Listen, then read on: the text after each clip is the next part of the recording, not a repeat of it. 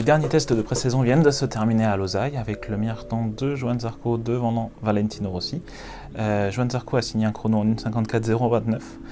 Il espérait passer sous la barre des 1,54 et de se rapprocher du chrono officiel, du record officiel détenu par Jorge Lorenzo depuis 2008. Il n'y est pas parvenu, mais il reste quand même malgré tout ravi de ce résultat. Il souligne malgré tout le fait qu'il ait été un petit peu en retrait durant sa simulation de course. C'est notamment lié au niveau de fatigue et à l'état de stress entre guillemets après 2 journées intenses de tests de pré-saison. Son rythme reste confortable, même s'il espérait être un petit peu plus rapide.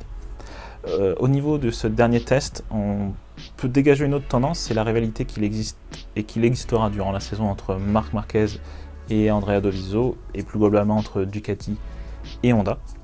On remarque que les Honda ont fait un gros effort au niveau de la vitesse de pointe. Si on regarde les derniers tests officiels, que ce soit à Valencia en fin de saison dernière jusqu'au Qatar hier soir, les vitesses de pointe se rapprochent très sérieusement de celles des Ducati et de Dovizioso, notamment de Danilo Petrucci qui avait signé le record en vitesse de pointe le premier jour. Il faut aussi relativiser ces résultats dans le sens où les Ducati aujourd'hui ont toujours été à l'aise sur le circuit du Qatar, que les Honda avaient pour tendance d'être un petit peu plus en retrait, face aux Yamaha notamment. Donc ça souligne bien qu'aujourd'hui les Honda restent un petit peu au-dessus du lot, en tout cas semblent être au-dessus des Ducati, notamment avec Marquez qui semble avoir un rythme très rapide.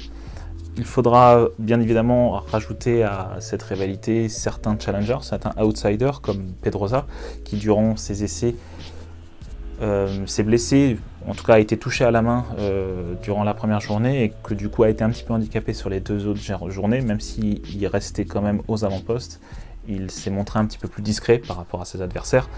D'un autre côté, au rang des autres pilotes Honda, on a aussi Cal Crutchlow qui s'est montré aussi incisif depuis la fin de saison dernière. On rappelle que Cal Crutchlow est un pilote HRC qui dispose du même matériel que Dani Pedrosa et Marc Marquez. Donc on pourra bien évidemment le retrouver cette saison aux avant-postes également. Au rang des autres performances, on voit que les Yamaha sont proches. En tout cas, les 2 Yamaha officiels de Maverick Viñales et de Valentino Rossi sont proches, mais restent malgré tout en retrait, ce qui souligne bien le manque de confiance que peuvent avoir les 2 pilotes officiels depuis la fin de saison dernière. Ce manque de confiance se traduit notamment par un manque de confiance en l'avant, notamment pour Valentino Rossi qui pendant les 2 premiers jours au Qatar a souffert d'un manque de grippe à l'avant, il avait du mal à gérer l'avant. D'un autre côté, on avait Maverick Viñales qui lui souffrait d'un manque de grippe à l'arrière. Il semble avoir résolu ce problème-là, en tout cas en dernière journée, jusqu'à 40 minutes avant la fin de la dernière journée.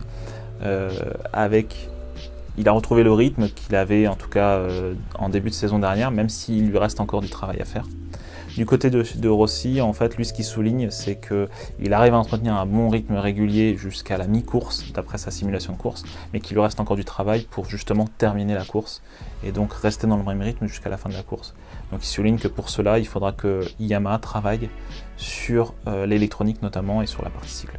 Au rang des autres performances, on a Suzuki qui s'est montré. Les 2 Suzuki se sont montrés très compétitifs depuis le premier test à Valencia. Ça s'est confirmé au Qatar avec la première place d'Andrea Iannone le 2e jour. Andrea Iannone a préféré faire l'impasse sur la dernière journée puisqu'il se sentait souffrant. Mais que ce soit lui ou Alex Rins se sont toujours montrés aux avant-postes avec un moteur qui semble être moins agressif que celui de la saison dernière, qui se rapproche plus de la philosophie de la Yamaha, avec un moteur beaucoup plus souple, beaucoup plus facile à appréhender, et que du coup le reste du package est favorisé par la partie cycle et l'aérodynamique. Aujourd'hui, Alex Rins pense être prêt, en tout cas disposer d'un package complet excellent pour pouvoir débuter la saison. Et Andrea Iannone, même s'il a manqué la dernière journée pour pouvoir préparer la première épreuve au Qatar dans 15 jours, reste confiant quant aux performances et à la compétitivité de la Suzuki par rapport à l'année dernière. La dernière heure du test au Qatar a été consacrée à un test sur piste mouillée. 15 camions citernes environ ont mouillé la piste de Losail pour pouvoir tester la faisabilité de rouler sous la pluie, dans ces conditions, sous les projecteurs et de nuit. L'avis des pilotes est plutôt partagé sur ce point.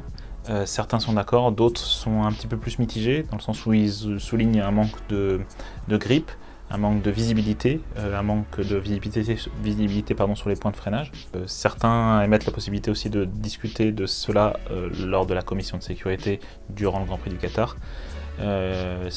Il semblerait possible aussi qu'un autre test en conditions mouillées soit fait durant le Grand Prix du Qatar pour parer une éventuelle arrivée de la pluie, ce qui s'est passé un peu l'année dernière où les qualifications avaient été annulées et que le Grand Prix MotoGP avait été décalé en raison de la pluie qui était tombée sur la grille de départ. Donc on en saura plus dans 15 jours au Grand Prix du Qatar. Si on doit faire un point sur un point un peu plus technique, il y a deux choses sur lesquelles j'aimerais revenir, c'est notamment sur les carénages aérodynamiques. Donc pour la saison 2018, les constructeurs vont devoir arriver au premier Grand Prix avec un carénage qu'ils vont devoir homologuer. Donc c'est pour ça qu'on a vu différents types de carénage durant ces derniers essais, notamment Honda qui a testé différents types de carénage selon les différents tests, pour terminer avec un carénage qui se rapprochait beaucoup de celui de la Ducati le deuxième jour ou le premier jour au Qatar. Donc une fois que les constructeurs seront arrivés et qu'ils auront homologué ce premier carénage au premier Grand Prix, ils pourront faire une mise à jour durant la saison et c'est tout. Et en dehors de ça, ils ne pourront plus en faire. Donc du coup, on pourra peut-être voir d'autres évolutions au fur et à mesure de la saison, peut-être pas au début, peut-être à partir de la mi-saison, quand il y aura des essais post-GP qui seront réalisés, notamment à Barcelone ou à Brno. Voilà, donc c'était pour revenir sur l'aspect carénage, du coup pour voir quelles sont les possibilités pour les constructeurs. KTM l'année dernière disposait du droit, vu que c'était sa première année, de faire autant d'évolutions possible.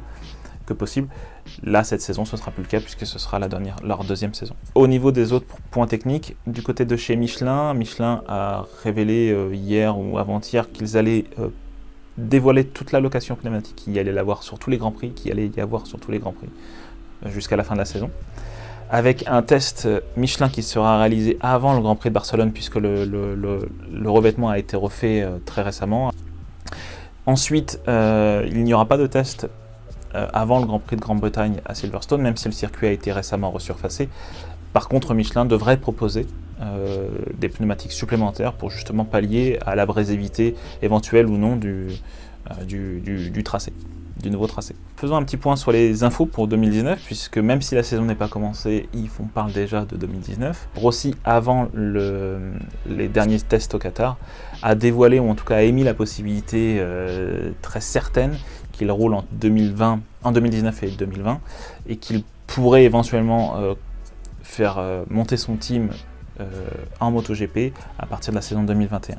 Donc, ce qui suppose que les deux places chez Yamaha Factory seront prises jusqu'en 2020, puisque Maverick Viñales a lui signé durant la présentation Yamaha il y a quasiment un mois. Au rang des autres nouveautés pour 2019, ce n'est plus non plus un secret. Hervé Poncharal, hier, dans l'émission After the Flag de MotoGP.com, a dévoilé qu'il avait une offre pour 3 ans avec un constructeur. Il n'a pas dit le nom, mais que ce serait dans la continuité. Ce constructeur travaille dans la continuité Moto3, Moto2 et MotoGP, et donc on peut supposer très certainement que c'est KTM.